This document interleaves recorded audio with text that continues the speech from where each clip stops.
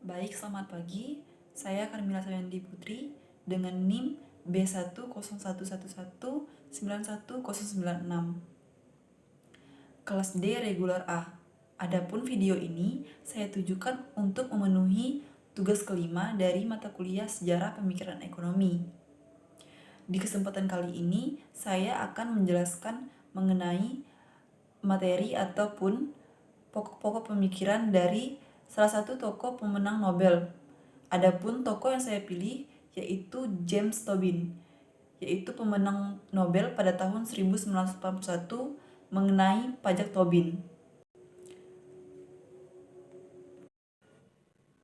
Pajak Tobin sendiri merupakan pajak atas transaksi keuangan yang gagasannya mengusungkan tentang perlunya pajak valuta asing pada valuta asing untuk mengendalikan volatilitas pasar valuta asing.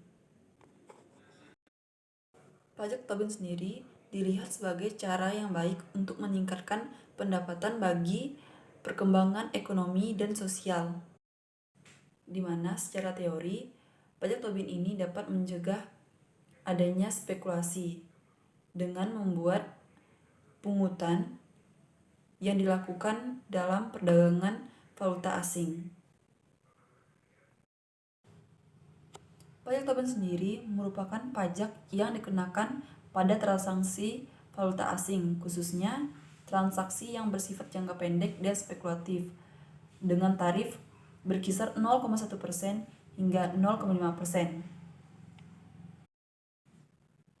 Gagasan awal James Tobin adalah pembebanan pajak secara proporsional terhadap seluruh realisasi konversi suatu mata uang terhadap mata uang lainnya. Sasaran dari pajak transaksi ini sebagian besar diarahkan pada transaksi valuta asing, mengingat transaksi ini kerap dilakukan dalam pasar antar bank, maka sasaran utama pembebanan pajak adalah para pelaku di pasar antar bank. Penggunaan pajak Tobin akan mempermahal biaya transaksi valuta asing dan mempersulit spekulasi jangka pendek, dan pada saat yang sama tidak mengganggu investasi jangka panjang.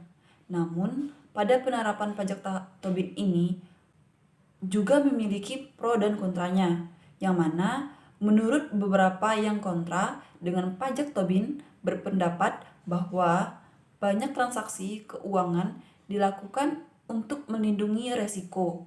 Namun, transaksi keuangan dilakukan dengan adanya pajak akan kontradiktif dan dapat saja mengurangi stabilitas keuangan.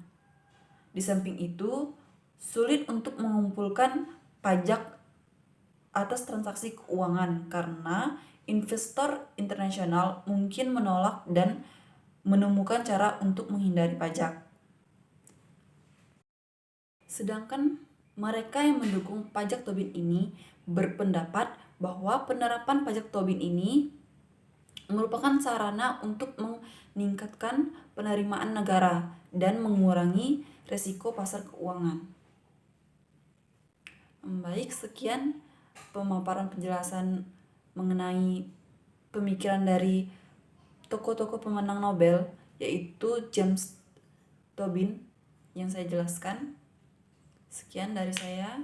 Jika ada kesalahan dalam pemaparan materi, saya mohon maaf dan terima kasih.